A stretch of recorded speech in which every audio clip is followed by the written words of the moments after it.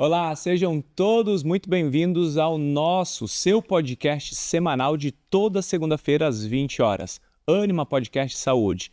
Eu sou Thiago Castro, eu sou o seu anfitrião e hoje estou com minha belíssima parceira, não só de palco, mas de vida, Gabriela Castro. Olá, pessoal, é um grande prazer estar aqui hoje em mais uma segunda-feira nesse podcast que é maravilhoso, juntamente ao meu marido. E estamos aqui com uma pessoa incrível para vocês acompanharem hoje. E vocês sabem que o Ânima, ele tem o compromisso de levar o assunto de saúde de todas as esferas. E hoje nós vamos falar sobre gestação, sobre gravidez, sobre a dificuldade que muitas mulheres têm de engravidar. Até que idade dá para engravidar com segurança? Existe idade? Esses números eles abaixam a partir de um certo momento de vida? Seja muito bem-vindo, doutora Thalita. É uma alegria estar aqui hoje. Estou muito feliz. Falar sobre fertilidade é a minha vida, porque não só a minha própria experiência pessoal, mas também profissional. Então, estou muito feliz de contribuir hoje com esse tema, que é a minha grande paixão. Perfeito. Eu acho que a gente pode começar justamente por aí, né? Quem é a doutora Thalita?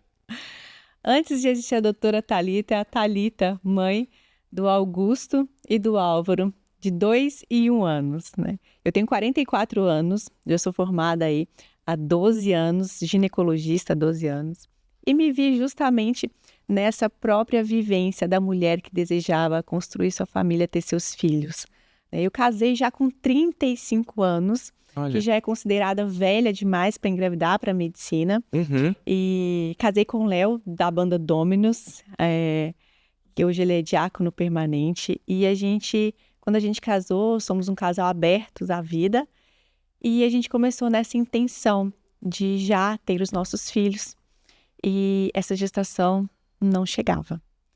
E eu me vi nesse momento como ginecologista e mulher tentante, e essa gestação não chegava. E naquela época, aos 38 anos, o meu conhecimento era um conhecimento tradicional da ginecologia. Toma um ácido fólico, tenta daqui 1 ano, se você não conseguir, vai fazer fertilização. Bem, não era isso que eu queria. Essa gestação não chegava, até que finalmente, quase 39 anos, apenas tomando ácido fólico, eu consegui engravidar pela primeira vez. E aí? E foi uma grande alegria, lembro exatamente dessa grande alegria. Mas logo em sequência, eu fui fazer um ultrassom, porque eu estava ansiosa para ver a vida do meu filho. E eu cheguei naquela sala e não tinha o som da vida. Do coração. Exatamente. E nesse dia, por que eu falo desse dia? Porque foi um divisor de águas na minha vida. A médica olhou para mim e disse assim: eu sinto muito, você caiu numa estatística. Ela deu a notícia da morte do meu filho como uma estatística médica. Mais um número. Mais um número. E a vida não é um número. O meu filho, ele não é um número. E aquilo cortou meu coração. Foi como uma lança mesmo, transpassando meu coração. Eu tô aqui como uma mãe, como uma família. E você me trata como número. Eu saí arrasada. Arrasada pela assistência médica, arrasada pela consideração. Perder um filho. E por perder um filho. E eu entendi que eles queriam passar para mim que era normal ter uma perda gestacional. Porque hoje é muito banalizado isso. É mais uma estatística. Porque na minha idade de 38 anos é normal e aceitável perder um bebê. O risco é maior mesmo. Mas não é normal perder um bebê. Pode ser aceitável na estatística, mas não é normal. E eu fiquei assim, indignada. Eu preciso saber. Eu sou médica, eu sou ginecologista, eu preciso saber a causa. Mas eu não tinha como saber. Era essa a resposta que eu encontrei na medicina. Sinto muito, aconteceu com você, acontece com tantas mulheres. Bem, eu comecei a estudar. O que mais poderia ser feito, por quê? E comecei a estudar, com 39 anos engravidei novamente. E agora vai dar certo. E realmente, entreguei novamente para Deus. Essa segunda gestação, na medicina, dizem que você precisa ter 3 perdas gestacionais para começar a investigar. Estava na segunda. Procurei médicos, É a mesma história. Não, você precisa ter 3 perdas pra gente começar a investigar. E isso é da sua idade de 39 anos. Ou seja, Isso você que você era perdeu profissional ainda. você perdeu o seu segundo Meu bebê Meu segundo bebê. aos 39 anos e ainda não tinha nenhum filho vivo, né? Exatamente. E você já era ginecologista. E eu já era ginecologista. E antes, quando você era ginecologista, já você retoma a sua história, antes dos 35, Isso. você trabalhava diretamente com o quê? Porque eu sei que ginecologista trabalha Sim. com uma série de possibilidades. Qual que era a tua abordagem de tratamento? Eu trabalhava com ginecologia geral, Geral. a mesma da residência, que a gente faz um pouco de tudo. Tinha um consultório próprio. Cuidado então, da mulher. Cuidado da mulher, saúde, rotina, Perfeito. tudo, né? Preventivo. ok. Preventivo. E eu já tinha começado a fazer antes uma especialização, uma pós-graduação em reprodução humana. Perfeito. Quando eu entrei na pós-graduação de reprodução humana, eu vi que não era esse caminho que eu queria seguir, que eram os métodos da reprodução humana assistida, não é? Então, eu comecei essa pós-graduação e entendi, opa, não é esse caminho que eu gostaria de trabalhar. Isso muito por conta da sua fé também, por se tratar de Exatamente. uma pessoa católica, e naquele momento, lógico, não entendia o processo, tô deduzindo, né? Aberta a vida ou não aberta a Exatamente. vida, mas isso vai um pouco de encontro com que os católicos que são abertos à vida entendem do que Deus preparou enquanto família para eles, né? Exatamente. Foi Perfeito. exatamente esse meu caminho. Tá. E aí, eu, diante desse conhecimento de fertilidade que eu tinha, dessa pós-graduação que eu tinha, eu me vi na situação agora o contrário. A paciente que deseja gravidez, mas que não quer fazer uma fertilização, Uhum, que não consegue segurar os seus filhos e que não existe nada a ser feito, né? uhum. Bem, e aí foi aos 40 anos, eu tive a minha terceira perda gestacional. Uhum. Foi então que procurei alguns médicos, começaram uma série de investigação e realmente descobriram 7 diagnósticos em mim. Eu tinha miomas, eu tinha adenomiose, eu tinha baixa reserva ovariana, que dificulta muito a gravidez, eu tinha grandes deficiências hormonais, deficiência de progesterona, eu tinha hipotiroidismo subclínico não diagnosticado, eu tinha trombofilias, várias trombofilias, eu tinha pólipos, enfim, deficiências nutricionais. Olha que interessante, né? Ou, na verdade, desastroso, dependendo do ponto de vista. Olha a quantidade de condições, doenças, patologias subclínicas que você Sim. tinha, que poderiam ser diagnosticadas na primeira perda gestacional, Exatamente. porque no final das contas o processo de investigação é exatamente o mesmo. Claro que não dá pra gente colocar isso na conta da investigação, Exatamente. mas tem mais 2 bebês que não vieram à vida Sim. e que talvez uma abordagem diferente poderia ter um desfecho diferente. Claro que isso talvez seja o grande ato de reparação da sua vida e ressignificação. Então, Exatamente. a sua história é a sua história porque ela é a sua história. Exatamente. Uhum. Bom, desculpa te interromper, a gente está, infelizmente, na terceira, sentimos muito, inclusive, do terceiro bebê ali, e você começou a investigação e descobriu um monte de condições subclínicas. Nesse momento, eu já estava estudando bastante sobre fertilidade e eu mandei esse bebê para biópsia, porque o que eu ouço sempre é exatamente mulheres com mais de 40 anos ou próximo de 40 anos, a principal causa de perda gestacional são as doenças genéticas cromossômicas.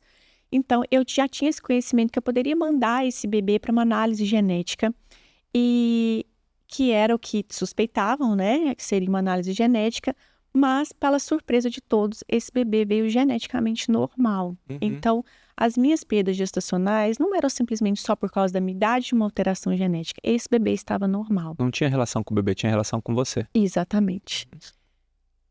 Eu lembro exatamente desse dia que foi dia 13 de maio, dia de Nossa Senhora de Fátima, que é a nossa padroeira. E eu passei lua de mel em Fátima e eu pedi tanto esse bebê. E nesse bebê, nesse dia 13 de maio, nós entregamos esse bebê, mas foi uma entrega diferente, foi uma entrega de esperança, sabe? Uma entrega de que eu te entrego o meu bebê, eu cumpri minha promessa de ser mãe, de santificar o meu filho, e esse bebê só conheceu o amor.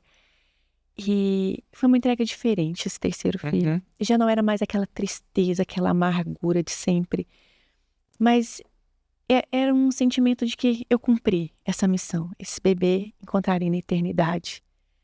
Porque nesse momento eu já estava estudando bastante, eu estava entendendo o processo que eu precisava passar, essa jornada que eu precisava passar para me tornar essa mãe com o filho nos braços. E nesse momento, eu realmente aprofundei muito o meu conhecimento. Comecei a fazer cursos e mais cursos e estudar. E eu fui descobrindo justamente que existe outros caminhos para engravidar. E eu precisava ser agente ativa na minha busca do meu sonho. Eu continuava muito a minha fé em Deus, eu tinha resgatado a minha fé. Eu não mais olhava a Deus como, Deus, por que você tirou os meus filhos? Não é justo. Eu sei tudo, eu sou ginecologista, eu faço tudo direitinho. Mas eu vi que não, eu precisava ainda mais passar por uma jornada ainda. E aí, nesse período, Tiago, como ginecologista, eu comecei também a aplicar esses conhecimentos de saúde reprodutiva que eu fui adquirindo nas minhas pacientes. E essas pacientes começaram a engravidar de forma natural, espontânea, que são atitudes de hábitos de vida de saúde. Uma alimentação específica para engravidar, uma suplementação específica, gerenciamento do estresse, atividade física, controle de sono reparador, equilíbrio dos hormônios, né? A fé também. Quando a gente pede um bebê, mesmo que tão pequenininho, né, a gente fica um pouco enfraquecida, sabe? E eu e meu marido, como diácono, a gente foi fazer toda uma oração em cima, buscando intercessores, tudo isso para esse momento de fertilidade. E as coisas começaram a acontecer e meu consultório começou a ficar cheio de gente procurando esse novo caminho, essa nova jornada. Eu acho que mais que um novo caminho, mais que uma nova jornada, desculpa lhe interromper novamente, na verdade é um podcast, a gente vai sempre fazer contrapontos, né? Acho que as pessoas queriam ser cuidadas. Elas não queriam uma receita. Elas não queriam ser mais uma estatística. Exatamente. Elas eram almas ou pessoas humanas que gostariam de alguém que olhasse e falasse, não, ela sabe o que eu tô sentindo. Exatamente. Quando eu atendia uma mulher que falava assim, eu já perdi um filho, eu segurava na mão dela e falava assim, eu te entendo. Eu entendo a sua dor. E é exatamente o que você falou. É esse conhecimento, né? Essa empatia de que, nossa, você sabe o que eu tô vivendo. E eu falava, você pode falar comigo, você pode chorar. Porque nós, mulheres que perdemos os filhos, que não tivemos nos braços, parece que ele não existiu. E a gente ouve muito isso. Acontece com todo mundo. O ano que vem você consegue. Não, mas por que você tá chorando? Você nem conheceu ele? Não era nada. E aí vem, desde o início, essa desvalorização da vida, porque era o meu filho. Sim. Ele tem alma, era o meu bebezinho, por mais que eu não conhecesse, ele era do tamanho de um grãozinho de feijão. Mas eu estava em luto materno e eu acolhia essas mulheres em luto materno. E acolhia com as 4 fases do luto, que como qualquer luto precisava ser acolhido. Então, como você está? Você quer falar sobre isso? Você já está na fase da aceitação, você quer começar a tentar de novo, ou você ainda acha que não está preparada para uma nova gestação. Então, esse acolhimento do luto materno também é um capítulo à parte que poucos profissionais conseguem lidar, porque isso não é ensinado na faculdade de medicina, né? A gente vai muito na estatística, no bola para frente, né? Vamos tentar de novo. Então, isso realmente foi um grande diferencial na minha assistência e eu luto muito para isso. Eu abordo muito o luto materno, justamente porque eu sei A dor da mãe. exatamente, não é? E aí aos 30, 40... E aos 41 anos, novamente. 3 perdas gestacionais, né? Exatamente. Nesse momento, então, aos 41 anos, eu tive a minha 4ª perda gestacional. E essa 4ª perda gestacional também me fez ver que eu estava no caminho certo, apesar que ele não chegou nos meus braços, mas foi uma gravidez que aconteceu muito rápido depois que eu entendi esse processo. Da última para essa, exatamente. Né? Foi mais um processo mais leve, mais rápido. Exatamente, eu entendi todo esse processo e perdi esses 4 filhos, mas com uma esperança. Com 41 anos, com 4 perdas gestacionais, todos os médicos que eu procurei ajuda, procurei médicos, foram bem categóricos em me dizer, você só vai engravidar com fertilização, com óvulos doados. Não era o caminho que eu queria, mas eu sabia dentro de mim que se eu insistisse, se eu perseverasse... Amém. E isso é muito bíblico, né? Tem várias mulheres estéreis na Bíblia que engravidaram, né? E me inspirei muito em Sara, né? Sim. Na velhice. Então, eu continuei esse processo. Continuei realmente, e foi um transformador na minha rotina, na minha vida. Eu não me desanimei. não me abati, pelo contrário, vim nas redes sociais mostrar a minha história. E foi então que aos 42 anos, fazendo o 9 meses com a Maria, e eu pedi tanto Maria esse bebê, e a minha data gestacional foi dia 25 de março, dia da anunciação do anjo a Maria. Eu também engravidei exatamente, a minha data gestacional era exatamente o 9 meses com Maria. Meu filho estava programado para nascer no Natal e eu gestei exatamente como Maria. Descobri a gestação no dia de São José, meu marido intercessão, 30 dias com São José, meu marido fez essa intercessão no dia 19 de abril. Estava eu com meu beta positivo. Foi uma grande alegria. Meu filho Augusto, então, esse filho tão mariano, nasceu um pouquinho antes do Natal. E aos 42 anos, eu tive essa grande alegria de finalmente ter o meu bebê nos braços. Amém. Que alegria. E 6 meses depois, inesperadamente, eu que passei 7 anos tentando essa gestação, já estava tão feliz com o meu bebê. Meu Deus, Era o muito suficiente. obrigada. Não é? A gente sente, nossa, eu quis tanto esse bebê. 6 meses depois, eu me vi grávida novamente do Álvaro, meu bebê, que hoje acabou de completar 1 ano de idade. Sensacional. E Álvaro fez aniversário na Páscoa, então meu filho é do Natal, meu outro filho é da Páscoa, então a gente tá muito feliz. Sempre motivos a mais para comemorar. Exatamente. Então essa é a minha história que me fez com que então eu Que grande história. fosse atrás da fertilidade, de procurar essa jornada, não só para mim, mas tantas mulheres. Eu abracei do meu coração, da minha alma, que nenhuma mulher passaria pelo mesmo que eu passei, nenhuma mulher sofreria a sua perda gestacional, que seu filho fosse um número.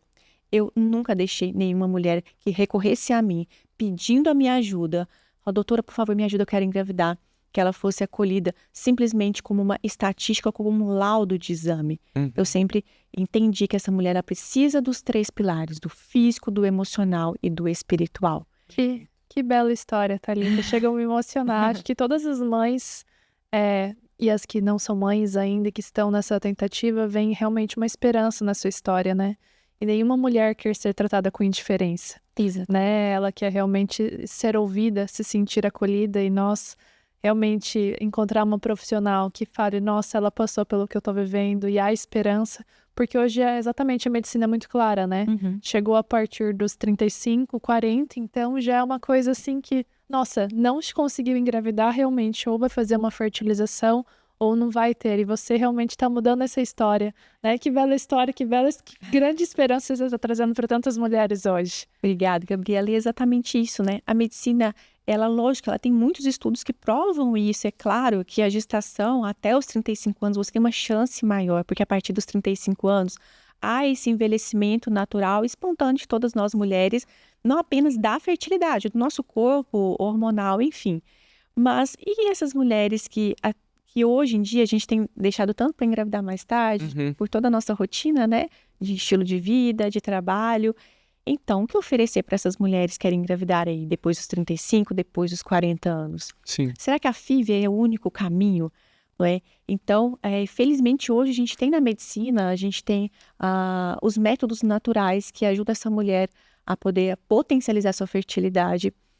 A gente tem a naprotecnologia, que é uma ciência médica, que ela resgata a fertilidade feminina através de procedimentos e técnicas específicas reconhecidas pela medicina, e que aqui no Brasil a gente tem pouquíssimos profissionais que vão aos Estados Unidos estudar a naprotecnologia, que é específica para a fertilidade feminina, que é um tratamento que é muito efetivo também, que está baseada também nesses hábitos de vida, mas também em outros procedimentos em que a mulher pode recorrer a uma medicina também avançada, que não seja apenas a fertilização. Assim, eu tenho uma série de perguntas e eu tô até com medo de qual que eu começo aqui, porque eu não quero deixar nenhuma de lado. Sim, eu também tô bem Depois eu vou voltar nessa Sim. técnica para que a gente possa entender mais. Eu acho que isso é extremamente importante. Eu preciso primeiro fazer uma pontuação que é sobre a jornada do herói, né? Sim. Muitas vezes a gente fala sobre a jornada do herói, as pessoas não entendem muito bem que é essa jornada do herói. E você cumpre a sua jornada do herói, né? A jornada do herói, ela tem um meio, ela tem um vale, vence esse vale, tem o leão, enfim. E você tem a conquista final, né? Que, no caso seu, foram o Álvaro e o Augusto. Depois que você cumpre a sua jornada de um herói, você tem alguns caminhos a seguir. E um deles é o guia. Então Sim. você se tornou o guia. Tem uma analogia e que eu acho muito boa para quem faz essa, que é a do filme O Rei Leão, né? Sim.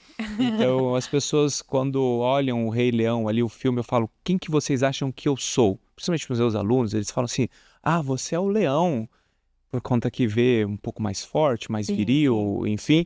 Eu falo, não, eu sou o macaco. O macaco que bate na cabeça do leão e fala, segue o teu caminho, o que você está comendo larvas, você tem que estar cumprindo o seu papel como leão, porque o leão foi feito para ser leão, né?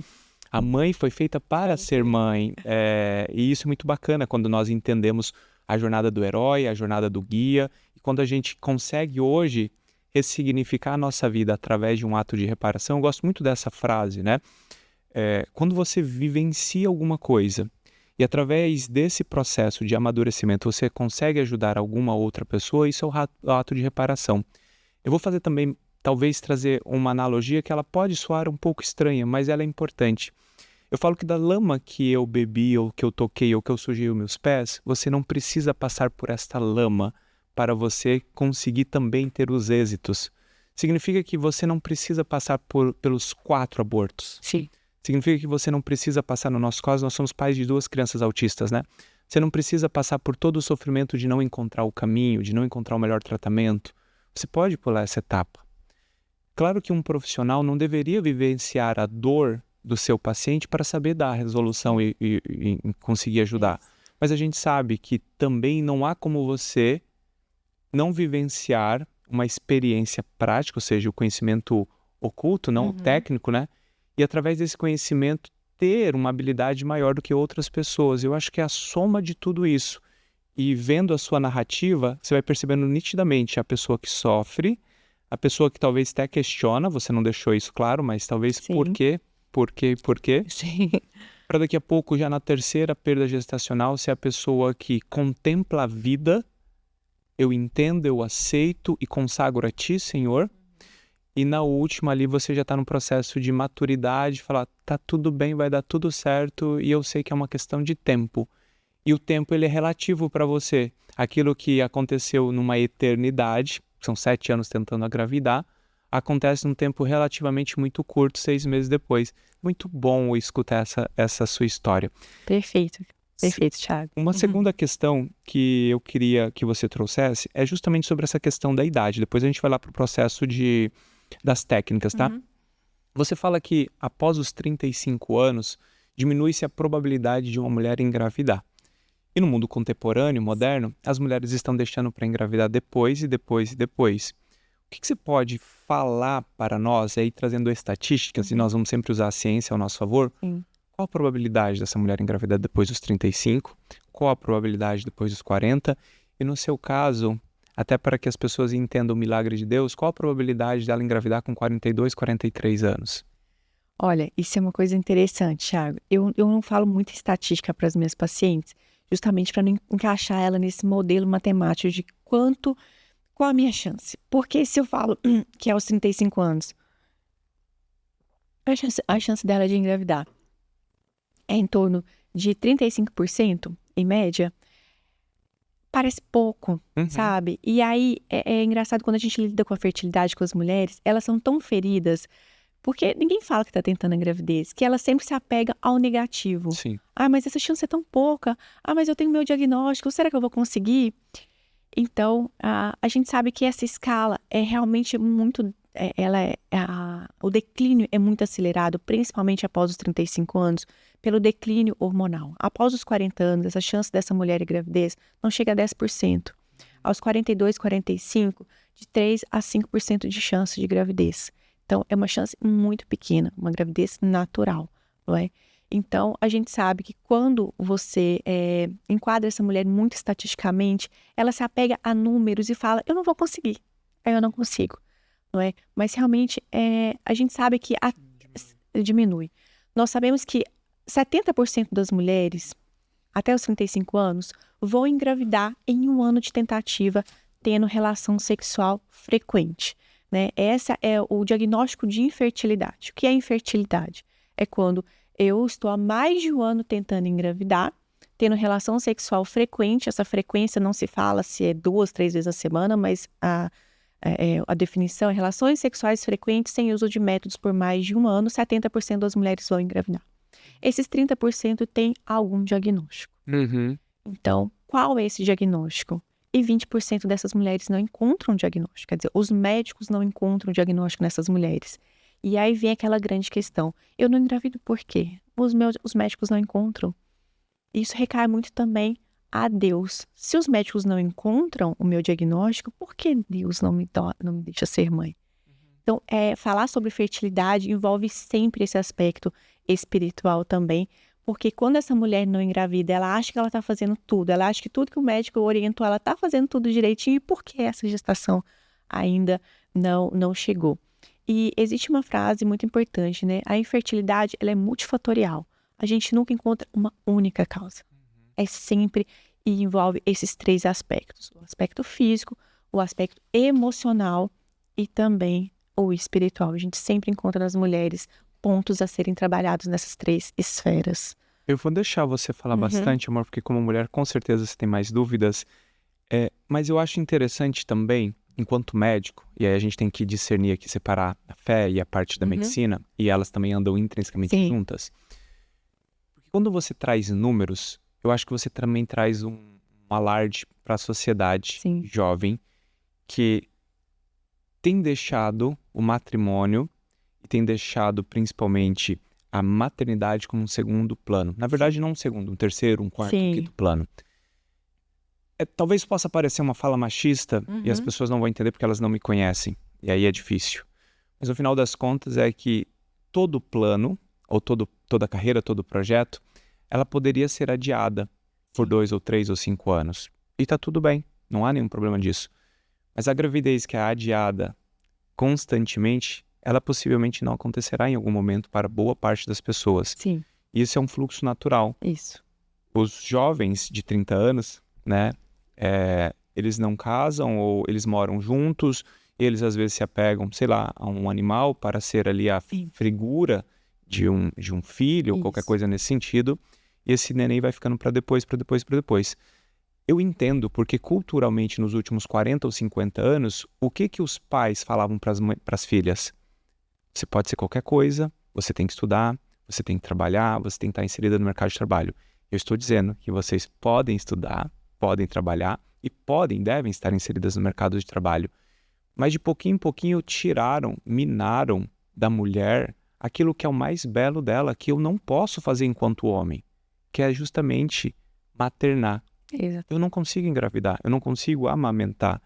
E os pais foram falando para suas filhas 2 gerações, 3 gerações nos últimos 50, 60 anos, falando, olha, casamento não é bom, casamento dá problema. Tá vendo seu pai, a própria mãe, tá vendo seu pai vive na rua, seu pai dá trabalho, homem não presta. E aí a gente chega nesse momento onde, quando cai em si a realidade de entender o que é atualmente o momento difícil de engravidar, ela fala, meu Deus, passou um tempo. Então entenda, principalmente você, mulher que tem aí 18, 20, 22, 23, 25, 27 anos, a lei da semeadura não falha, né? Exatamente. Então, se você postergar muito essa gravidez, o milagre de Deus vai estar na sua vida, sempre haverá oportunidades e possibilidades. Não sou eu, não é a doutora que vai determinar o seu fim da parte gestacional maternal, mas é importante que elas entendam que esses números, eles estão aí para mostrar alguma coisa, né? Exatamente. E não só a dificuldade da gravidez, mas as complicações gestacionais, os riscos, né?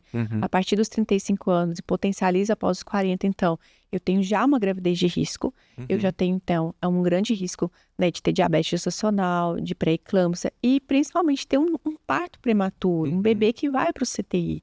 E ninguém quer ter esse risco, né? A gente não sabe o desenvolvimento desse bebê numa CTI.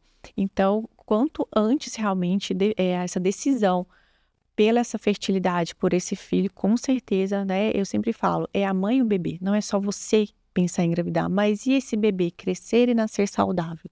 Também precisa ser priorizado no momento de vida o quanto antes. E você que está querendo engravidar, quais são suas perguntas? Várias. Vamos lá. Né? Nós já temos 2 filhos, né? Na gestação do Noah, nós éramos bem jovens, né? Na do Mateu, a gente fez um preparo melhor no sentido... Acredito que também você vai explicar melhor sobre isso, que eu estou super curiosa para saber, né? Na questão de alimentação, atividade física, a parte terapêutica, mental. A gente fez um trabalho espiritual, com certeza, né? Na parte da nossa fé, que queríamos muito esse nenenzinho e Deus nos concedeu. E agora nós estamos novamente tentando mais um bebezinho, se assim Deus permitir. Em breve, se Ele nos der essa graça, ficaremos muito felizes, né? Thalita, e como que você foi esse processo de eliminar esses diagnósticos, né? Então, eu gostaria de entender primeiro, porque você tinha 7 diagnósticos, Isso. correto? Isso. E início, claro, existem vários métodos, então eu queria entender primeiro como que foi esse processo. De tratamento, você está falando? De tratamento, exato. Muito interessante isso. Como eu falei, existe dentro da fertilidade, a gente nunca é fatorial, Sim. é multifatorial. Então, a gente sempre vai nesses 3 âmbitos, espiritual, físico e emocional. Eu encontrei 7 diagnósticos físicos e todos eles estão correlacionados com desequilíbrios hormonais ou inflamatórios, Sim. que têm como origem, principalmente, hábitos de vida. Sim. Então, nós sabemos que, por exemplo, né, os diagnósticos que eu tenho principalmente, eles são derivados de uma predominância estrogênica, que é um excesso da produção do hormônio estrogênico, que está relacionado com o quê? Com alimentação ruim, com falta de sono, com deficiências nutricionais, com obesidade. Eu não fumava, mas né, a maioria das pessoas que são obesas, fumas também tem a tendência, são fatores de risco para ter todos os meus diagnósticos. Então, hoje a gente sabe que os principais diagnósticos de infertilidade são endometriose, miomas, síndrome dos ovários policísticos, adenomiose e pólipos. São praticamente os que eu tinha também. E todos eles são um desequilíbrio crônico, que ao longo da vida você vai desequilibrando hormonalmente com esses hábitos de vida ruim e eles vão gerando a doença. Ou seja, os diagnósticos da infertilidade não aconteceram há poucos meses, há um ano. São diagnósticos de longa data que vão culminando e que quando você deseja gravidez estão lá expressos.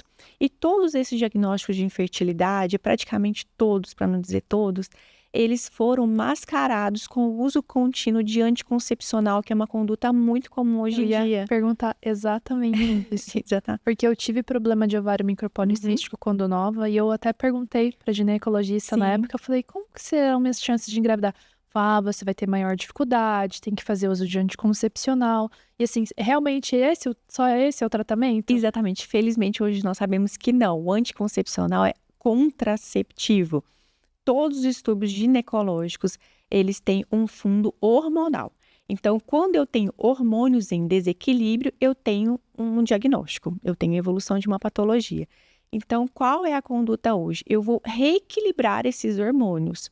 Porque o que o anticoncepcional faz? Eu tenho hormônios em desequilíbrio. Então, eu tomo anticoncepcional, esse anticoncepcional zera os hormônios, e aí eu fico sem os sintomas. Então, se você tinha síndrome dos ovários policísticos, provavelmente sua menstruação era irregular, você devia, às vezes, ter cólica, acne, queda de cabelo, Bastante. não é? Então, você tem um excesso de estrogênios, androgênicos e baixa progesterona. Progesterona é progestação, hormônio da gravidez. Existe um desequilíbrio. Se eu te dou anticoncepcional, eles zeram, porque eu tô te dando hormônio sintético. E o seu corpo entende. Para que eu vou produzir hormônio se ela tá tomando hormônio sintético? Então, eu vou zerar, vou te pôr em níveis menopausadas e com isso, com esses hormônios naturais todos zerados, você começa a não ter sintomas mais. Então, teoricamente, você está sendo tratada porque os seus sintomas estão adequados. Mas a causa base, que é o desequilíbrio hormonal, não está tratando. Então, felizmente, hoje a gente sabe o quanto os diagnósticos eles são tratados na sua raiz, na sua base, que é o desequilíbrio hormonal. Então, comigo também foi a mesma coisa. Praticamente todos os meus diagnósticos vêm de uma deficiência hormonal, um excesso de estrogênio, uma baixa produção de progesterona, gerando todos os meus diagnósticos, adenomiose, mioma, pólipo, tudo isso. Então, quando eu restabeleci esses hormônios, e eu fiz isso através de hábitos de vida específicos, mas também suplementei progesterona, precisei usar progesterona, que é um hormônio natural, né? Existe progesterona sintética e existe progesterona natural. Usei progesterona natural, e aí isso foi equilibrando os hormônios. Então, meu ciclo menstrual começou a ficar mais regulado, né? Porque com mais de 40 anos, a tendência a nossa menstruação fica mais escassa, né? E desaparecendo. Isso já estava acontecendo comigo, então eu resgatei, comecei a ter um ciclo mais vivo, né? Sim. Então, é isso que eu fui fazendo ao longo do tempo. Então, esses diagnósticos foram se restabelecendo. E eu tinha um diagnóstico muito interessante, que é a trombofilia, que hoje é bem famoso. Muitas mulheres têm trombofilia. Muitas mulheres têm perda gestacional pela trombofilia. E perdas gestacionais, eu não sei se esse é o termo, tardias. Isso. Evolui muito bem a gestação e às vezes perde com 30, 38 semanas, 39. Quase Infelizmente. nascendo. Eu já tive paciente que perdeu exatamente nessa data. E aí o que acontece? A trombose, ela não é apenas o uso do anticoagulante, que são as famosas injeções que a gente usa na barriga, né? Mas entender que para se formar um trombo, eu preciso de um processo inflamatório. Então, eu preciso de inflamação e hipercoagulabilidade. Então, só da injeção, mas continuar num corpo inflamado, eu continuo tendo trombose. E é por isso que eu comecei a entender sobre isso. Então, nós que temos trombofilia, a gente nunca pode parar de fazer atividade física, por exemplo, porque sangue parado forma coágulo. Então, atividade física, para quem tem perda gestacional, trombofilia, é um remédio. Todos os dias você tem que se movimentar. E aí, você vai construindo esse resgate da saúde. Ao invés de tratar doenças com medicamentos, que são importantes também, eu associo o restabelecimento da saúde. Ou seja, eu trato a causa base desses desequilíbrios hormonais e infecciosos. Com isso, meu corpo restabelece uma saúde reprodutiva que foi perdendo e, portanto, eu aumento a chance de gravidez. Infelizmente, né, Thalita, a gente está numa sociedade que não quer fazer o mínimo de esforço muitas vezes, né? E isso tanto mulheres como homens, né? Muitas vezes a gente quer o remédio para tratar o sintoma, mas não quer efetivamente tratar a causa, né? Porque dá trabalho, Exatamente. gera esforço, né? A gente tem que trabalhar as nossas virtudes em N fatores, né? Então, acho muito interessante você falar, porque às vezes as pessoas querem assistir, às vezes, uma live como essa e falar, qual que é o milagre? Isso, Qual que é o remédio qual rápido. é o remédio rápido para eu poder resolver isso? É justamente o que a gente está falando aqui, que não há remédio rápido. E Então, é é uma tão série de multifatorial, é tão complexo e tão amplo, que você precisa realmente individualizar, entender os processos, identificar esses processos e mudança, né? Tomada de decisão. Exatamente. Mas essas mudanças têm algo em comum que é para todas as mulheres, que são esses pontos do estilo de vida. Sim. Né? A nutrição, a suplementação, a atividade física, o sono, os hormônios, eles são comuns para todas as mulheres. Né?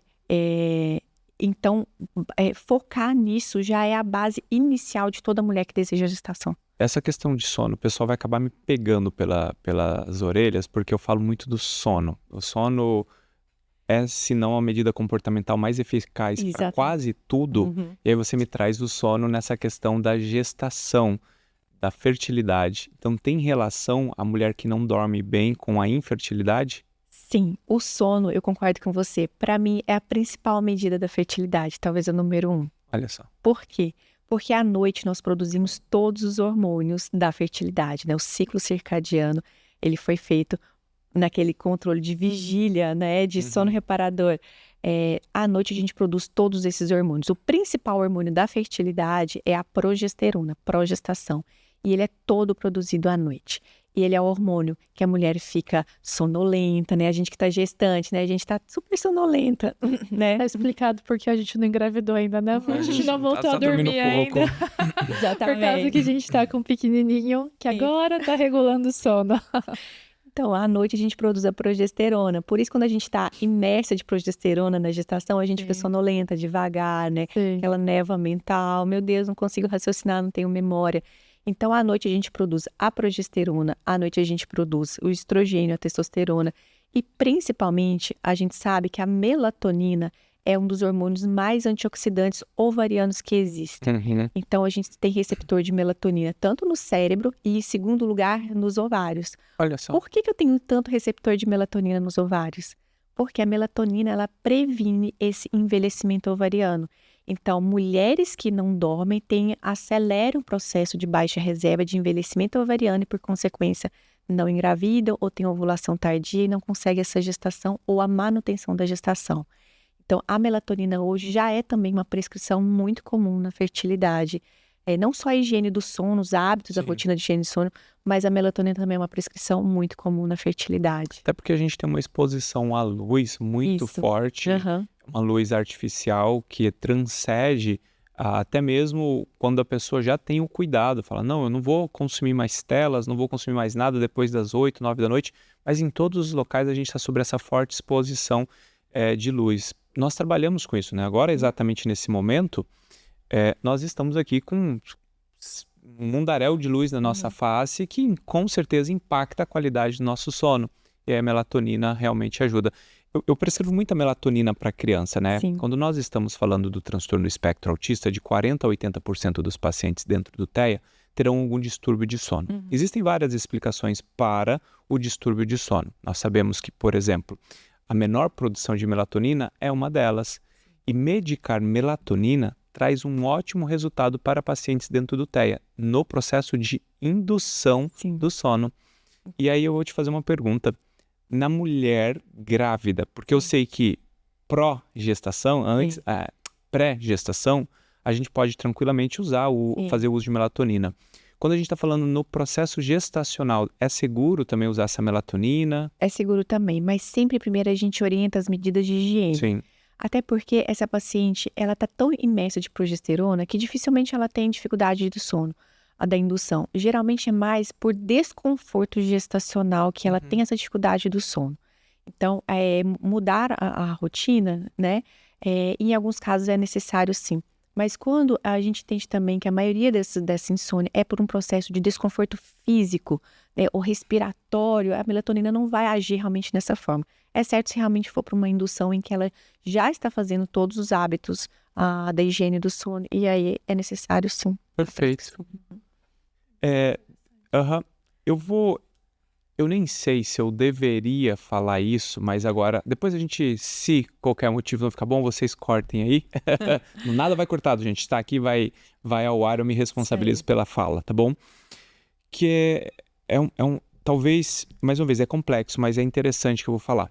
Quando você está falando de pacientes que têm dificuldade com a fertilidade, elas engravidam mais tarde. Sim. Elas engravidam com 35, 37, 40, 45 anos, tá? E nós sabemos que há uma chance muito maior de transtornos mentais e síndromes, como você bem comentou, tá bom?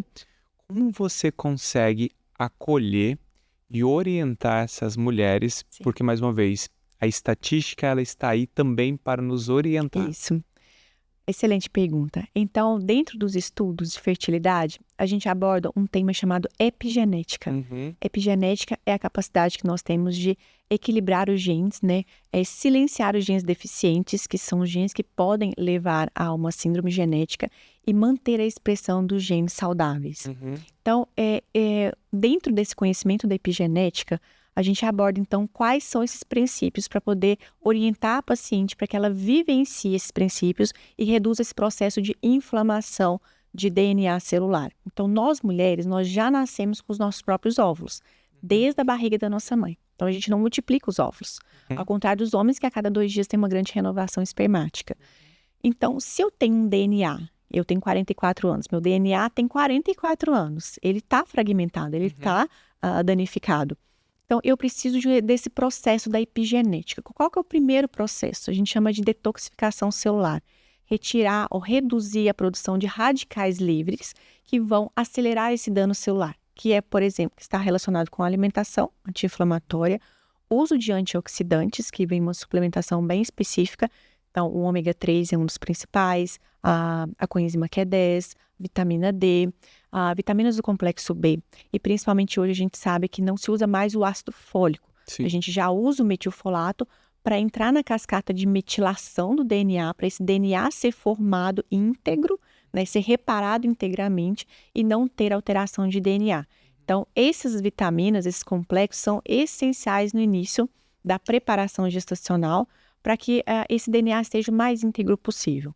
Então, esse detox, que a gente chama de detoxificação celular, ele é importante para reduzir esses danos e também o processo de oxidação. Então, eu preciso fazer atividade física, por exemplo, mas eu preciso também ativar as mitocôndrias, porque as mitocôndrias que vão manter o DNA íntegro. Então, são 2 conhecimentos na medicina, epigenética e biogênese mitocondrial. E como eu faço isso também? Nutrição, suplementação, atividade física oxigenativa, retirar tudo que é contaminante ambiental também, por exemplo, plástico, né? Plástico que a gente carrega garrafinha, libera bisfenol A, que é altamente cancerígeno e danoso ao DNA. A gente tira tudo que é disruptor endócrino, por exemplo, alumínio, né? Desodorante de alumínio, chumbo, produtos de higiene, de limpeza que tem chumbo, que tem parabeno, que tem derivado de petróleo, EDTA, tudo isso a gente exclui, porque acelera o processo de dano celular, a gente exclui isso e vai incluindo só o que é antioxidante e anti-inflamatório na rotina dessa mulher. Esse processo de reparação, Tiago, dura 90 dias. Nós sabemos que o óvulo imaturo, que eu nasci com esse óvulo, até ele chegar no ponto de maturidade para ele ser ovulado e engravidar, ele demora em média 90 dias, em torno de 78 dias para ser mais exata. Então, eu preciso que essa mulher ela se prepare no mínimo por 90 dias, exclusivamente melhorando a saúde dela, suplementando, fazendo todos esses hábitos, para que 90 dias ela tenha realmente um melhor óvulo. Para que ela tenha um óvulo de grande excelência, eu preciso de 1 ano. Então, 1 ano fazendo esses hábitos, esses ciclos, eu tenho certeza que esse óvulo dela daqui a 1 ano vai ser o melhor óvulo. Esse DNA vai estar muito mais bem reparado. Sim. E aí vai em contradição que a gente está falando sobre o tempo. Nossa, eu preciso engravidar logo, eu já tenho 40 anos. Pois é. Claro, mas você não faz nada, você está vivenciando uma rotina totalmente inflamatória. Você já não vai engravidar para começar, provavelmente. Exatamente. E aí, se eu não consigo, se eu não faço, se eu não tenho eu falo da esperativa. A esperativa é você quer engravidar, mas você está correndo atrás de ser uma pessoa mais saudável. Então, por 1 ano, eu consigo realmente uma reparação. Então, se eu atendo casais que tiveram perdas gestacionais com alterações genéticas, ou que for filhos com que eu possa preparar esse bebê, eu preciso aí de 1 ano de reparação. Pelo menos 6 meses acompanhando esse casal de perto e já deixando ele a tentativa, mas eu sei que 1 ano esse DNA ele vai estar e esse risco de síndrome vai reduzir. É que a saúde física da mulher, ele acaba sendo um fator de associação a diagnósticos. Sim. Tá? O fator de associação diagnóstico ele não é fator causal, ele é fator de associação. Se existe uma genética muito predominante, esse paciente ele vai ter ali provavelmente a síndrome do transtorno. O que eu acho que é muito interessante é a gente até trabalhar, principalmente nessas mulheres que estão aí com os bebês aos 40, 42, 43, 44 anos, é que se há um fator genético importante, vamos imaginar, seu marido tem um transtorno. Sim. Essas crianças já têm um irmão dentro de um transtorno. Ou dentro da família, familiares de 1º grau têm um transtorno. Considerando a idade um fator importante de associação e diagnóstico, a gente pode, às vezes, dar uma orientação mais ativa e falar, olha, nós vamos fazer aqui um processo gestacional que diminui fatores de associação e diagnóstico. Não muda se a genética Sim. muda, a gente não muda a genética, mas a gente pode estar realmente untado de informação para oferecer uma intervenção precoce caso haja a presença desses sintomas e sinais. Nesse momento da medicina, na parte neurológica, principalmente na parte ali de transtornos do neurodesenvolvimento, que é o que nós estamos falando bastante hoje em dia, e entender que 17% das crianças que nascem hoje provavelmente receberão um diagnóstico, ou seja, esse número é gritante. Nós já entendemos que se eu estou diante de um bebê prematuro, se eu estou diante de um bebê que tem fatores genéticos importantes, se eu estou diante de um bebê que tem, estatisticamente falando, mais probabilidade de receber um diagnóstico, a gente começa a intervenção precoce antes de um diagnóstico. O desfecho é que provavelmente após algum tempo, 1, 2 anos, esse paciente nem venha a fechar o diagnóstico. Sim. Porque imagina, eu tenho uma probabilidade alta, considerando a genética e os fatores ambientais, então vamos imaginar pai 45 anos, mãe 40 anos. Sim. Esse número ele aumenta muito expressivamente. Então, se eu tenho um pai 45, uma mãe 40 anos, eu já tenho uma genética favorável para um diagnóstico, TDAH, ou TEA, qualquer um deles. eu já começo uma intervenção nesse bebê nos primeiros meses, não é nos primeiros anos, nos primeiros meses. E aí qual é o desfecho? Todo diagnóstico, ele só é um diagnóstico quando há compatibilidade com a clínica. Sim. E aí a clínica começa a não fechar. Mas deixa de ser um paciente com aquele transtorno? Não, porque é um transtorno genético. Sim. Mas você não tem prejuízo, você não tem dor, você não tem sofrimento. Acho que unir essas duas coisas. Isso que você falou, isso é a sua opinião, mas nós também comungamos enquanto casal. Nós também entendemos que para uma gravidez, para diminuir fatores de associação a qualquer diagnóstico, a gente tem que fazer um planejamento. Exatamente. Nós nos suplementamos, nós cuidamos um pouco mais da alimentação, nós cuidamos da atividade física. Por quê?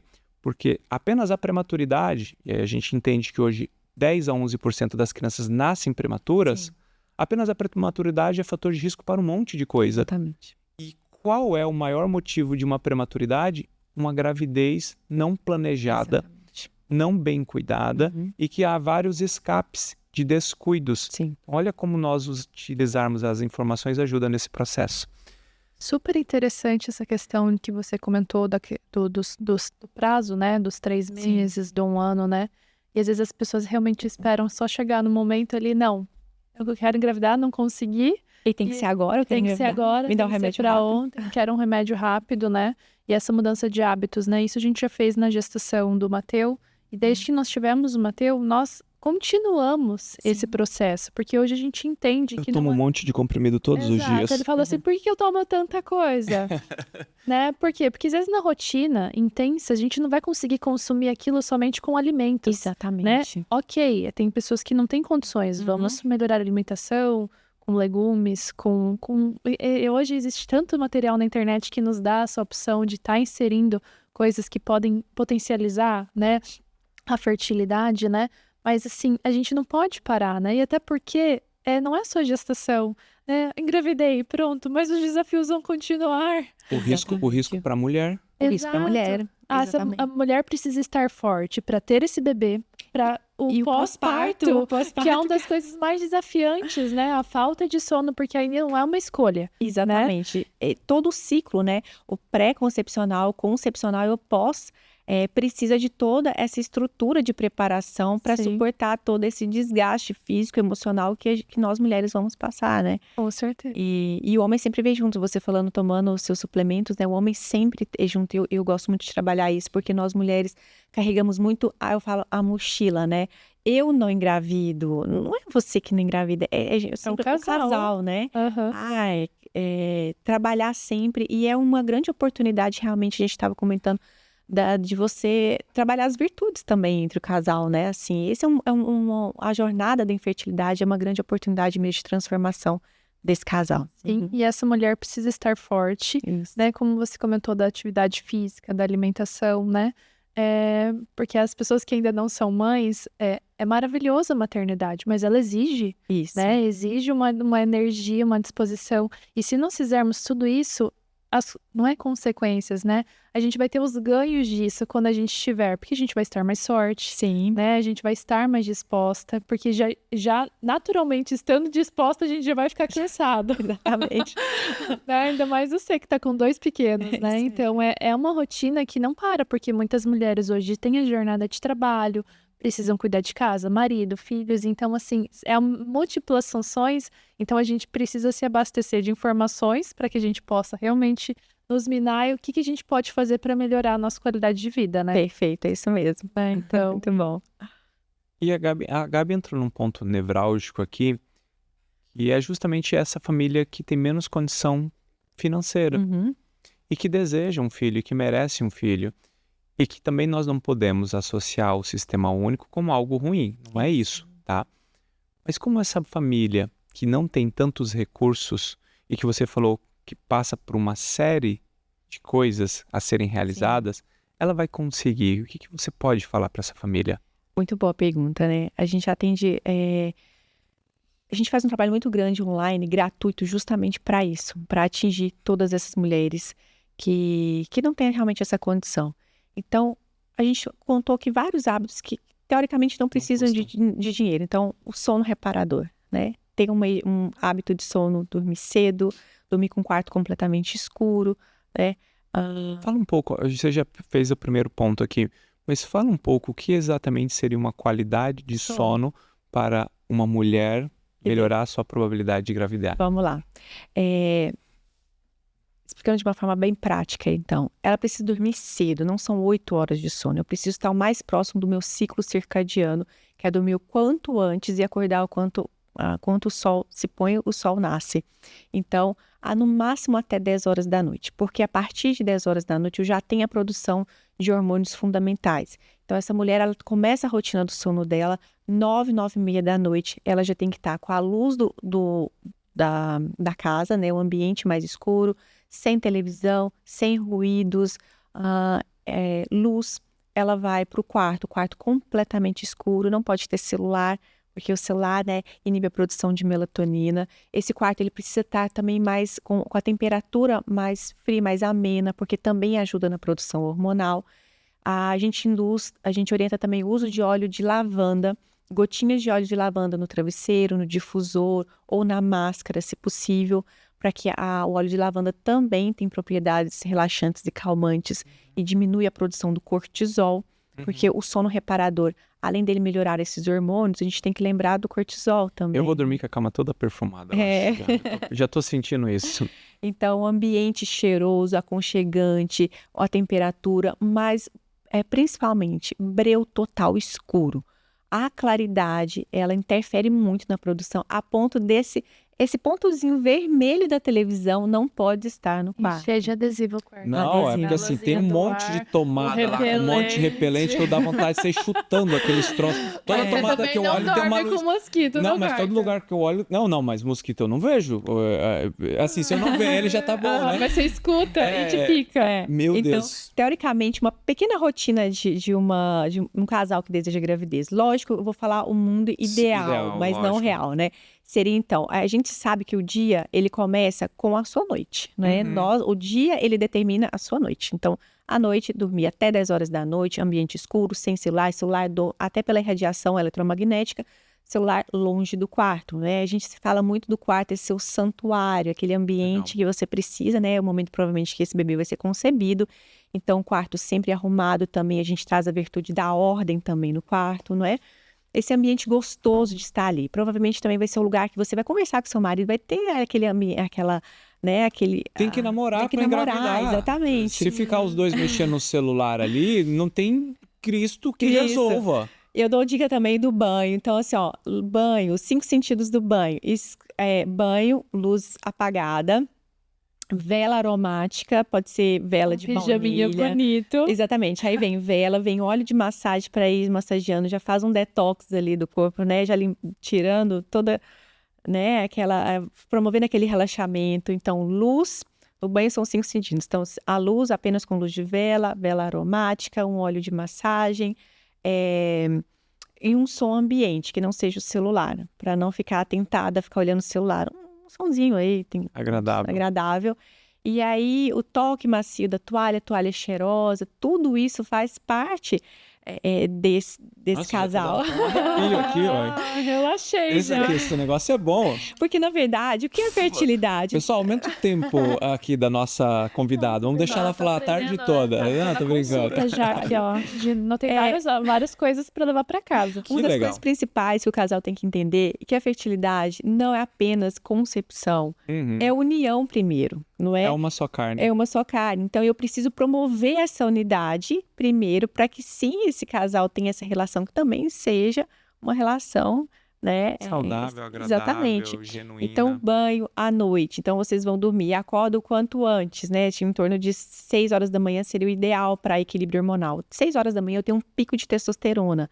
É por isso que os homens são muito mais animados que as mulheres. Então, testosterona Aí de manhã a gente faz geralmente um shot matinal. O que é um shot matinal? São algumas especiarias que você toma com limão, os antioxidantes, né? Um boom de antioxidante, porque a antioxidação é igual fertilidade. Ao acordar em jejum, depois você prepara o seu café da manhã e também tem orientação, não tem carboidrato de longa absorção, geralmente, né? Bolo. Nada disso, açúcar, né? Geralmente proteínas. Não se toma café para tentar engravidez, porque a cafeína libera toxinas, então... Isso pro homem e pra mulher? Pro homem e pra mulher. Então, é o mínimo Calma de só um café. pouquinho, calma só um pouquinho. Você tá querendo tentar tirar o café Eu ia chegar, da eu não queria gente. chegar nesse ponto, mas é Não, importante eu falar Você que pode falar qualquer coisa, tá brincando. Mas mexeu no café? Não, você já diminuiu bastante. Ô, mesmo Rafa, me for- ajuda aqui, Rafa. Ela quer tirar o café da gente, Rafa. o café não também descafeinado, Claro. não. O café libera muitas toxinas, principalmente para os espermatozoides, é verdade. Até Então, o cara, descafeinado. Ou Até o descafeinado. descafeinado. Tá, Então- me fala uma dose segura, assim, pelo menos fazer... Então, pode ser 2 dedinhos, Dois 100 dedinhos de miligramas, manhã. Ai. Tá bom, vou É diminuir. a menor quantidade de café possível, mas se possível, 0 café. Uhum. Então, esse café da manhã, ele tem que ser, então, com baixo índice glicêmico, mais proteína, ovos, né, enfim. Depois, o ideal seria aproveitar esse pico de testosterona e fazer atividade física de manhã, Legal. o quanto antes, sabe? O melhor possível. Depois, vai para o trabalho, os lanchinhos também, geralmente são nuts, são lanchinhos saudáveis. Depois, o almoço também, né? O almoço com aquele prato, uma porção de proteína, uma porção de carboidrato. Bonito, né? O prato Né? bonito. O prato bonito. À tarde também o lanche. E à noite a gente volta na rotina, com a rotina também de oração, né? É muito importante ter esse momento de oração, Que legal. que não podemos esquecer do físico, emocional e espiritual. Durante o dia também, fazer alguns exercícios de respiração, insuflação, né? Inspirar, expirar também para equilibrar um pouco o cortisol, que é um hormônio que dificulta a gravidez, porque tem aquela máxima, né? Relaxa que você engravida. Quem já não ouviu isso? Relaxa que você O engravida. problema é relaxar. Né? Então, como relaxar? É. E aí eu preciso que da virtude da ordem, da organização do meu tempo, tirar algum momento para fazer a sua atividade física ou algo que um hobby que a pessoa goste, ou as técnicas de respiração durante o dia. Enfim, são coisas simples que você vivenciando isso durante o dia, você completa então o ciclo do dia e você está promovendo fertilidade sem ficar pensando nisso o tempo inteiro. Por quê? Eu estou resgatando a saúde. Então, quando eu resgato a sua saúde na sua rotina, na sua ordem, na sua alimentação, claro que eu estou promovendo um corpo mais saudável, minha chance de gravidez é igual para um casal que não tem condições financeiras ou para qualquer outro casal que deseja essa gestação. E aí inclui algumas suplementações. Então, suplementações básicas para o casal que deseja gravidez. Né? Vitamina D essencial, isso tem em qualquer sistema, né? No SUS tem ômega 3, metilfolato, não usa mais ácido fólico hoje em dia, e coenzima Q10. São 4 suplementações básicas e essenciais que o casal deve consumir para essa gestação. Achei bem interessante a questão da organização e da ordem, né? Isso. São pequenas mudanças, né? Que você falou uma série de questões da alimentação, da atividade física. E para isso precisa de organização, né? Então, para a gente comer bem, ainda mais às vezes as pessoas que não têm condições, têm uma vida muito corrida, de trabalho, deslocamento, cidades grandes, que não têm tanta possibilidade de estar em casa. Se você não tiver uma boa organização, você não consegue. E hoje a gente vê tantos instrumentos que podem nos auxiliar, que são, congelar as coisas. Isso. Não é a mesma coisa do que seria fresco? Sim, não seria, mas com certeza é melhor do que não comer. Exatamente. Então, com essa rotina, a gente consegue promover uma saúde melhor. E isso pode ser feito em todos os casais, como você está falando. E alguns casais vão precisar de um tratamento mais específico. Mas isso é mais a exceção. Sinceramente, eu trabalho isso há mais de 10 anos. E eu sei que se o casal realmente se dispor a vivenciar essa rotina de uma forma intensa, de uma forma... Não é só para gravidez, sabe? Pra tudo. Para tudo. É pra vida.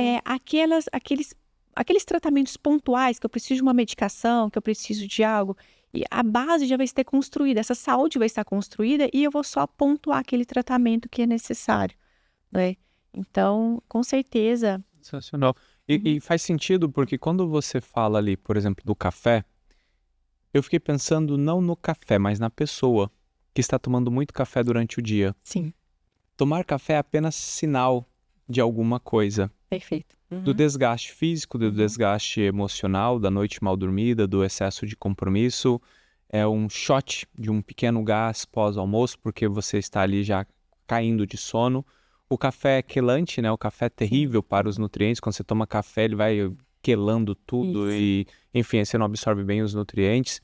E faz todo sentido quando você pensa na gravidez, na fertilidade, porque como é que você vai conseguir engravidar se suas células, elas estão de fato desorganizadas? As pessoas falam, essa parte de células, mas o nosso corpo é composto por células. Sim. E quando não há uma homeostase, ou seja, um equilíbrio físico, e estudos mostram que o equilíbrio mental, ele está intimamente relacionado com o equilíbrio físico, e uma coisa não discerne da outra. Realmente, mas que bom mesmo. Bom, o que você tem aí de perguntas importantes? Eu tenho várias pontuações aqui, mas se você tiver alguma, pode puxar. Eu acho interessante a questão dos horários também, né? Que a gente está numa inversão de horários, né? Que o ideal seria realmente a gente adormecer mais cedo e acordar mais cedo. Isso. Porque às vezes a gente pensa, não, mas eu preciso dormir mais tarde porque tem muitas coisas, muitos afazeres. E se a gente fizesse o inverso, de dormir mais cedo e acordar mais cedo, esse é o ciclo natural do nosso sono, né? A gente tem hora pra tudo, a gente não tem hora pra dormir. Você já percebeu isso? Sim. E realmente o sono, ele precisa ser reparador. É a principal medida que precisa ser levado a sério, e por isso que eu falo, bato muito e expliquei um pouquinho aqui que seria uma medida, e todo mundo pode praticar isso, não é? Então é muito importante mesmo. Não custa absolutamente nada, tá? Deixa eu fazer uma pergunta perigosa também. Eu tô entrando... Adoro polêmicas. Meu Deus do céu. Por que eu entro nas perguntas perigosas assim, tá? Isso é a sua opinião pessoal. Sim. Sua opinião pessoal é a sua opinião pessoal. Ela não representa a minha, não representa a Gabi, enfim. Mas você falou muito de um processo natural de gravidez. Sim. E depois? O parto, como você orienta? Porque pensando principalmente nessas mulheres que é gravidez de risco. 40 anos, 45 anos é gravidez de risco. O tipo de parto, eleição de parto, o que você pode nos falar a respeito disso?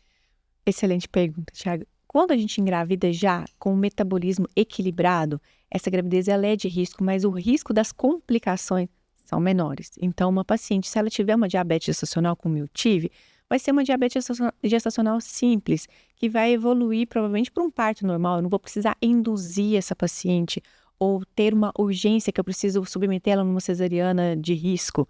Então, quando essa paciente ela tem já esse ambiente metabólico adequado, esse desenvolvimento fisiologicamente perfeito, vamos dizer assim, a chance dela evoluir para um parto normal seria o ideal. A gente deixar a cesariana realmente para os riscos. Mas os riscos podem acontecer, claro, toda mulher que é gestante tem esse risco, mas os índices são menores realmente quando eu tenho mulheres com a pré-concepção e concepção adequada, e os riscos de cesariana realmente são menores. Claro que o parto normal ainda é o melhor para as mulheres. E para os bebês também. Para os bebês, exato. Para os bebês. E após o pós-parto, a Gabi tocou numa coisa muito importante, que é o período talvez um pouco nebuloso para algumas mulheres, depressão. Qual é a sua orientação para quem vai vivenciar esse período? Existem alguns marcadores comportamentais ou psicológicos que essa família já deve estar atenta, que pós-gravidez pode trazer ali um prejuízo psicológico? Perfeito. Primeiro que a gente acabou de comentar, né? Esses hábitos de vida precisam estar antes e depois da gestação. A gente sabe que a privação do sono de uma puérpera é realmente assim, declina todos os hormônios, principalmente a gente sabe da serotonina. E aí, qual que é, para mim, a principal orientação para as minhas pacientes?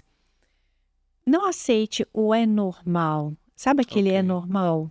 Que ela tá chorando, ela não, aquele sentimento que a gente passa, que não saber o que fazer, estou chorando, não sei o motivo, e que muitas pessoas banalizam isso. Não é normal, vai passar.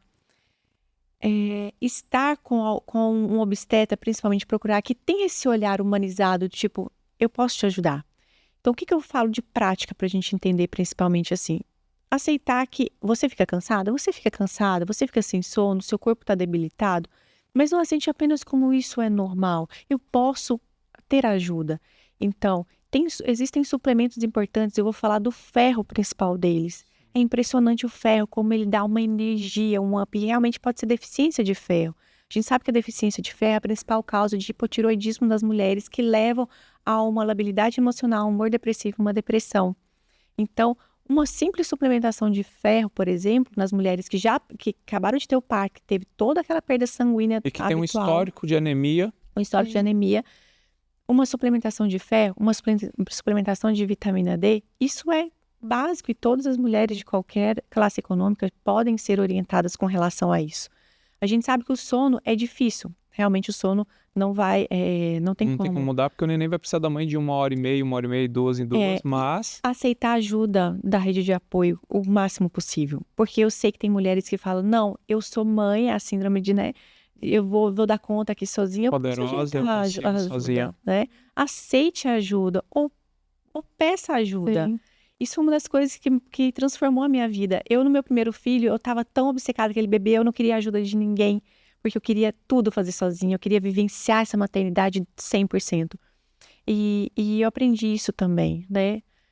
São coisas... Você esgota, você fica cansada.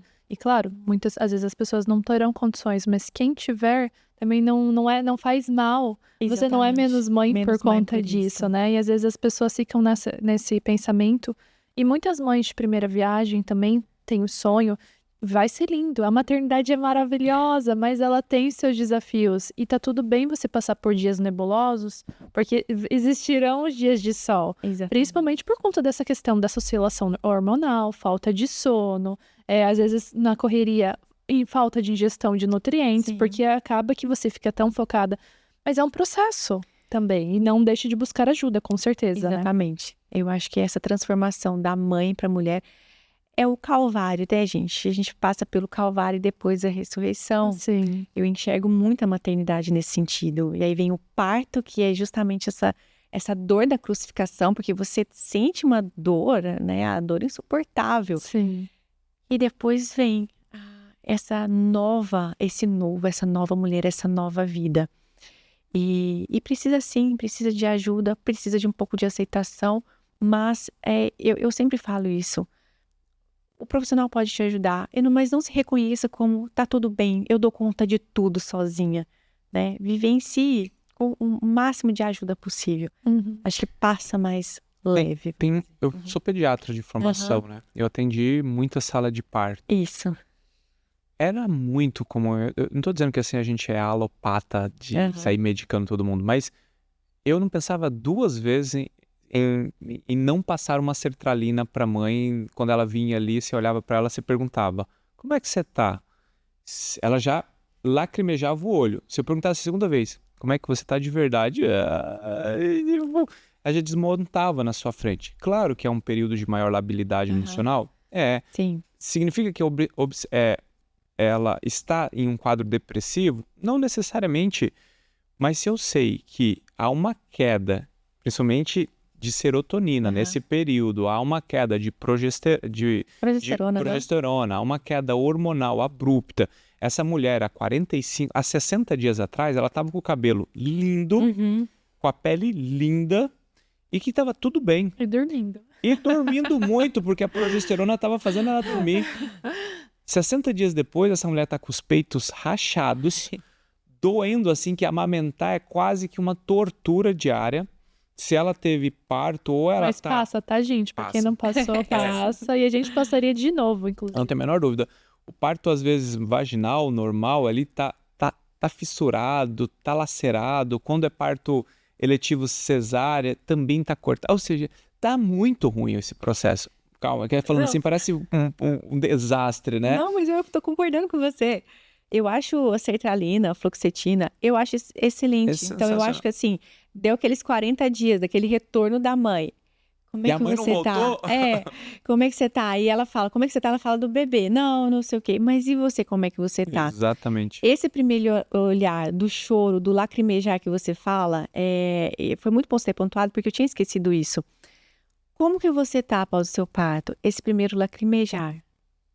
Eu concordo numa prescrição de uma... E olha que interessante, eu era o pediatra. Quem deveria ter cuidado da mãe, porque a responsabilidade... Sim. Claro, não é assim que a gente deve olhar a medicina, Isso. né? Mas o obstetra já deveria... Ele fez a consulta de 30 dias, de 45 dias, ele falava, poxa, ela não tá bem, ela tá difícil. Mas assim, era muito comum. Eu falava, nós vamos usar por 60 dias, por 90 dias, como... Eu fazia puericultura e via a mãe mensalmente, ela falava, doutor, tô maravilhosa, diminui meio comprimido. Até porque, às vezes, ela poderia estar pior. Isso. Porque aquele bebê pode, daqui a pouco, vir um refluxo, vir uma PLV, vir um transtorno sensorial, vir um transtorno no neurodesenvolvimento, o neném não dorme, tem muito choro, irritabilidade. É justamente aquilo que dá aquele gás para essa mãe. E voltamos novamente para as estatísticas. Porque aqui eu estou como mãe, mas eu não sou profissional da saúde, né? Então eu acabo sendo uma paciente também. E é exatamente esse olhar multifatorial do profissional, né? Muitos profissionais poderiam também utilizar a estatística. Não, é assim mesmo. É Exatamente. sofrido, vai, depois passa. Depois E não, a gente precisa ter esse olhar atento a vocês, principalmente profissionais, né? Então, por isso que até poucos profissionais se destacam nesse sentido, porque exatamente as mães ficam de lado. Ah, teve bebê, ok, tá saudável, cicatrizou, bora pra lá que ela se resolve. Não é bem assim, né?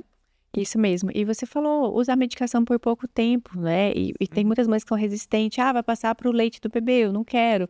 Não, é aquele momento ali, Sim, né? Tá na balança, exatamente. Dos Dá prós e dos certo. contras. O que é melhor? Uma mãe cansada, que daqui a pouco vai diminuir a produção de leite naturalmente. Sim. Porque essa mãe tá triste, Isso. tá cansada, não está dormindo. Então, assim, isso é uma coisa que naturalmente aconteceria. Com certeza. Falando sobre usar as estatísticas ao nosso favor, eu acredito que a doutora saiba disso, né? A mãe que antes da gravidez já usou medicações para depressão e ansiedade, ou seja, com um histórico de depressão e ansiedade, há uma chance grandiosa dela desenvolver uma depressão pós-parto. Sim. Quando você entende isso, fala, opa, eu tenho que cuidar melhor da saúde mental dessa mãe, porque eu sei que ela pode ter um período nebuloso. E depressão pós-parto, as pessoas não entendem o que é depressão. Depressão são camadas de profundidade num poço sem fundo que faz com que você não consiga respirar, que você não consiga se sentir como pessoa. Como é que você vai conseguir estimular o olho no olho com aquela criança? Como é que você vai dar todo o estímulo sensorial, motor, afetivo, se você não está bem, né? E quando você entende que você não está bem, você pede ajuda. Agora, quando você não reconhece, quando você quer ser autossuficiente, eu não preciso, eu sou suficiente, eu dou conta, porque eu sou mulher, eu sou mãe, aí que mora o problema. Exatamente. É a hora de você pedir ajuda. Tem um livro, e por consequência um filme, né? Que é A Topeira, o Cavalo e a Criança. Inverte a ordem, a criança, a topeira e o cavalo. A raposa, a topeira e o cavalo, né? E é um diálogo entre uma criança, uma topeira, uma raposa e um cavalo. E em um certo momento, o cavalo era o mais forte de todos. O cavalo tinha asas e ele escondia suas asas justamente porque ele era o único cavalo que voava. Na verdade, ele era um Pégasus. E chega um certo momento, que o menor dos animais pergunta para o cavalo, o maior dos animais, qual foi a coisa mais difícil que você já precisou falar? Aí ele responde, pedir ajuda. E é exatamente isso. A gente olha a mãe que é forte, poderosa, o homem que é forte, poderoso. Talvez pedir ajuda seja a coisa mais difícil que essa pessoa tenha que fazer. Brilhante. E é mais importante também. Porque se não pedir ajuda, você não consegue resolver o problema.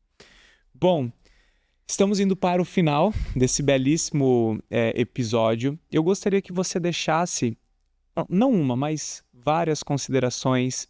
O que você pode falar para essa mulher que está pensando em engravidar, que ela está passando por um processo difícil, para essa mulher que já teve algumas perdas gestacionais, enfim, eu gostaria que você gastasse o tempo que você quiser neste exato momento. Você que deseja realizar este grande sonho de ser mãe. Esse processo, ele é diferente para cada uma de nós. Eu tenho a minha história, a Gabi tem a história dela, você tem a sua história. E você sabe exatamente o quanto você ama esse bebê que está para chegar. E você sabe que depende, sim, do toque de Deus e decidir esse tempo de quando chegar. Mas dessa sua jornada é a grande etapa de transformação para que você se torne cada vez mais uma mulher mais virtuosa, mais paciente, mais organizada, que você possa melhorar a sua saúde, que você possa buscar realizar aquilo que você estava deixando para fazer antes, ou depois que eu tiver um filho, faça agora, faça hoje. Melhore o seu relacionamento. Ter um filho é o transbordamento de amor entre você e seu marido. Então, esse é o momento de reparação. Esse é o momento que você vai cada vez buscar ser uma mulher melhor, uma esposa melhor, uma profissional melhor. E assim, quando seu bebê chegar, você estará na melhor fase, a melhor mãe para o seu filho. Então aproveite esse momento para ser o melhor momento da sua vida. Continue tendo fé, oração. Nunca esqueça de Deus. Ele ouve as suas orações. Ele sabe o tamanho do seu amor. E Ele sim irá te abençoar a sua família, no tempo dele. Mas o tempo hoje é o seu tempo. Então aproveite para vivenciar da melhor maneira possível. Que lindo, né? Que lindo, Thalita. Foi um grande prazer. Eu acho que você conclui que não é só a conclusão, né? É a jornada. Ela tem que se tornar prazerosa, né? Ela tem que ser algo que a gente vai construir tudo isso, né?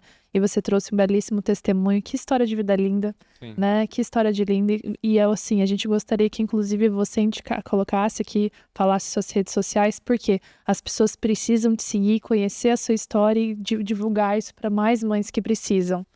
Obrigada, é uma alegria muito estar aqui. Realmente, assim, a minha vida se tornou ajudar as mulheres que desejam a gravidez. Hoje, o meu trabalho exclusivo são só ajudar as famílias. Então, o meu Instagram é doutora Thalita Mello, Thalita normal, sem Mello, acho que vai estar o Vai estar nome aqui embaixo. E eu estou aberta sempre, 365 dias por ano, aqui no meu Instagram, para poder ajudá-las. Tem meu canal do YouTube também, doutora Thalita Mello. E esse é o meu trabalho, a minha vida, a minha grande missão. Lindo, já vou marcar minha consulta online. Já. Eu tava pensando nisso em silêncio, falei, ela vai chegar e falar, vamos aqui conversar um pouquinho? Bom, senhores e senhoras, muito obrigado por participar mais de um AnimaCast, Anima Podcast Saúde, onde nós levamos informações sobre todos os assuntos relacionados à saúde física, mental. Enfim, não deixem de ativar o sininho, compartilhar essa live, esse podcast, e nos encontramos segunda-feira que vem, às 20 horas. Um grande abraço a cada um de vocês. Tchau, tchau.